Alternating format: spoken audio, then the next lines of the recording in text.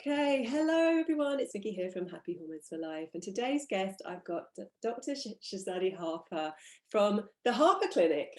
Just tell me initially kind of what led you to specialising in particularly women's health and the menopause in your medical field. I've always been a sort of champion of women and women's health because I'm one of 6 sisters. I've got 5 sisters. I have a daughter myself. My mum is a strong woman, feisty woman. And actually, that was one of the reasons I went into this field, because my mother has dementia, and I'm sure around menopause it got accelerated. I'm the eldest of my sisters, so the thing is, I'm always going to go through this first. And as a GP, I was seeing these women coming in, over 40 with symptoms, and it was I just didn't know really what to do about it. We hadn't had the training. There were so many different things going on. They were being sent from pillar to post, different specialists, different tests. And really, I thought to myself, I'm approaching that time of life. I really need to know what's going on for me, for my sisters, and to share. And I really wanted to be that doctor to join the dots. And I just didn't want women to fade away in their 40s and 50s. And all I kept seeing was that women went through menopause and they kind of lost their shine and their sparkle. And I wasn't ready to do that, and I thought, I don't want to do it. Why should any woman do it? I don't want to feel invisible or look invisible. So, I think there were so many aspects to it. There were my own purely selfish vanity aspects to it, that I wanted to look good moving forward in life. I was still single and wanting to mingle. And, also being the big sister, I thought to myself, I need to help my sisters. And, for women in general, I'm very much about equality. And I felt that women's medical health didn't seem to, people didn't take it seriously enough, and they didn't seem to take menopause seriously enough. And I think we've all played a part in this, when we were younger, thinking about that menopausal woman in those negative terms. And I think it's time for us to change that. It's time for us to take hold, take a grip, and change that narrative. What are the symptoms do you find you see most often in your clinic? And it's not always hot flushes, is it? No, I mean, it's different for each woman, but I think surprisingly, or what people might find surprising, it's more the psychological symptoms, mental health, and the aspects like anxiety, flatness of mood, the sort of brain fog that women think they're getting dementia, and so they're losing their sense of themselves, their abilities at work. They're doubting themselves, and insomnia. Sleep. Sleep goes. Those are so many of the symptoms that I see in clinic, and none of those are hot flushes. In a funny way, although hot flushes aren't nice and night sweats aren't nice, because they're physical, women can almost, put up with them, or because they know about them. It's the rest of it that really gets to them. And so, what are your treatment options? What do you do for women? So, people think, oh, is it always HRT? Is it always HRT? And one of the other things that women worry about a lot is weight. Weight management. And really, I don't like to call it weight. I think it's more waist management, because it's that expansion of waistline. And really, what we want to do is to reduce it, rather than standing on the scales and the numbers change. So it can be a chicken and an egg situation. We talk about lifestyle changes.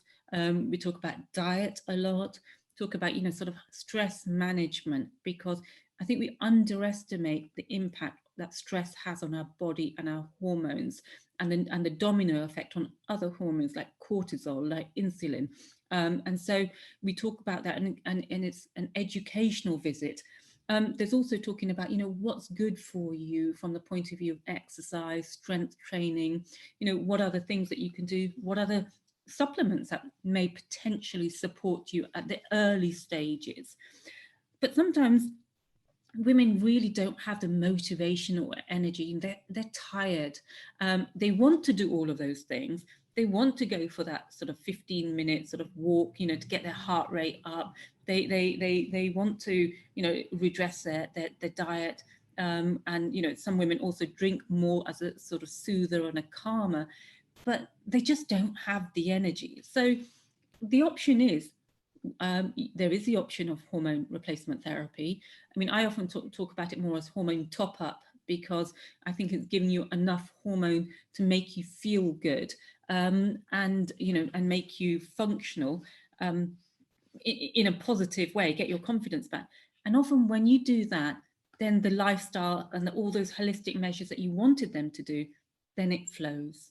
Then the next time they come in, they'll talk about their libido, they'll talk about, we're going into in depth more with their weight.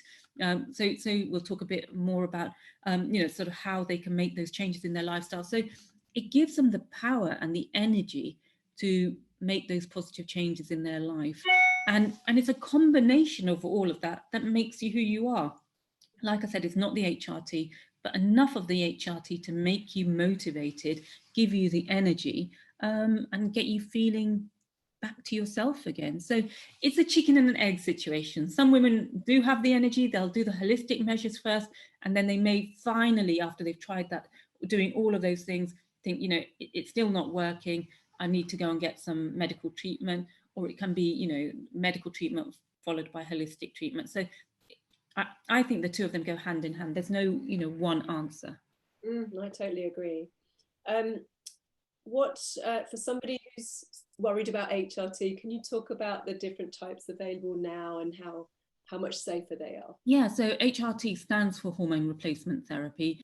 It's giving you back hormones that your ovaries aren't producing as they used to. And so I often describe it like you've got an underactive ovaries, just like you might have an underactive thyroid. So when you've got an underactive thyroid, you're given the hormone thyroxine to bolster it. And the same here, you're given medical hormone treatment to bolster your own ovaries production.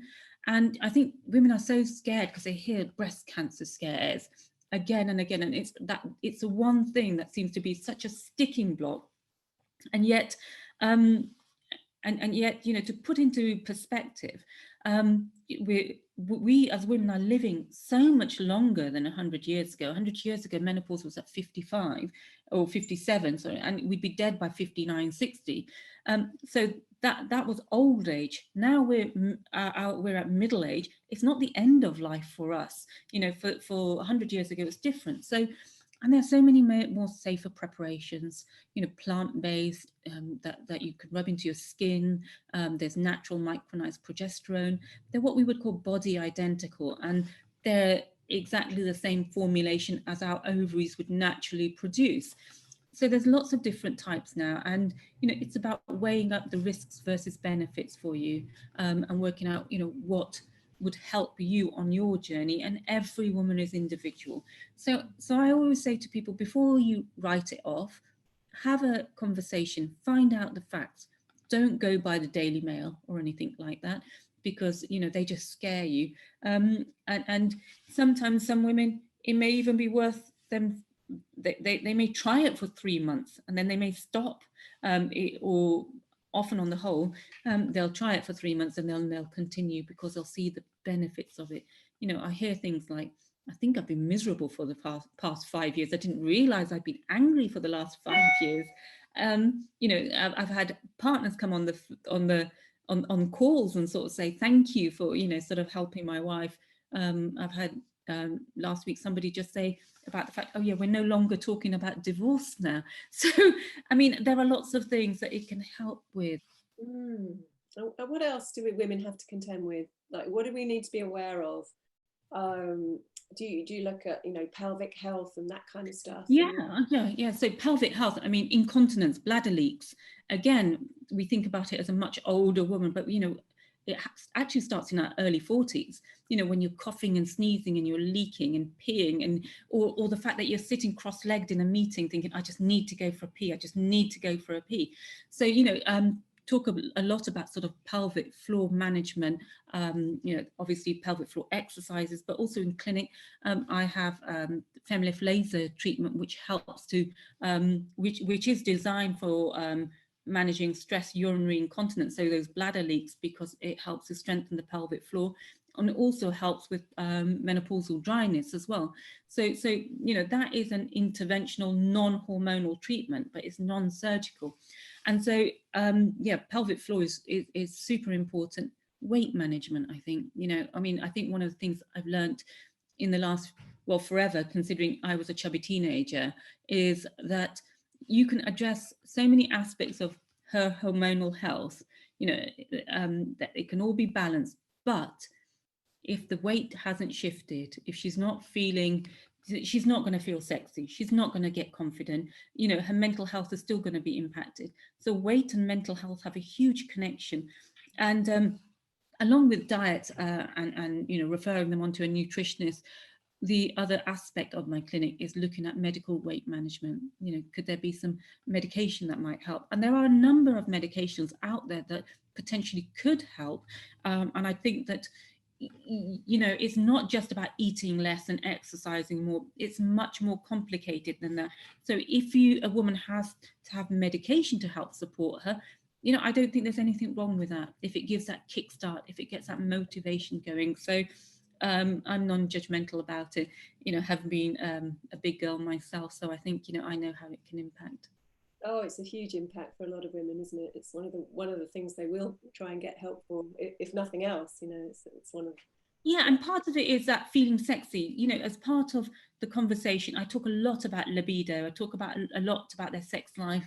Introducing sex toys, which can almost have a medical effect for their vaginal health, their vulval health. Along with Femilift treatment, which can help tighten. So, I do talk about sort of how they can get their mojo back. Reconnecting their mind and their body, and send them away with homework. That sounds like a fun consultation, to be fair. So really just want to round this up and just say, what are your top tips for an easier menopause? Just give me your top three. I would say one is knowing about it, just making yourself aware.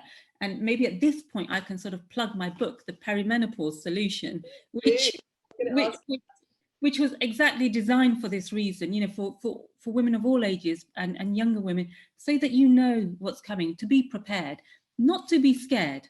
It's about empowering yourself with knowledge.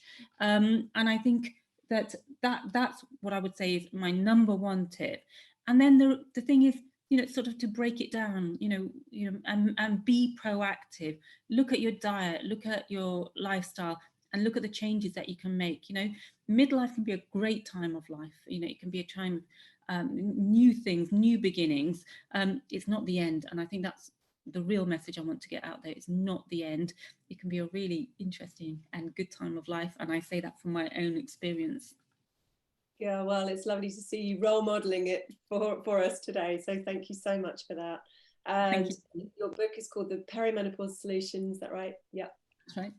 And it's on Amazon, isn't it? So it's on Amazon, yes, definitely. Brilliant. Thank you. So, thank you so much. It's been really insightful, and it was lovely to chat to you. I'll talk to you soon. Thank you.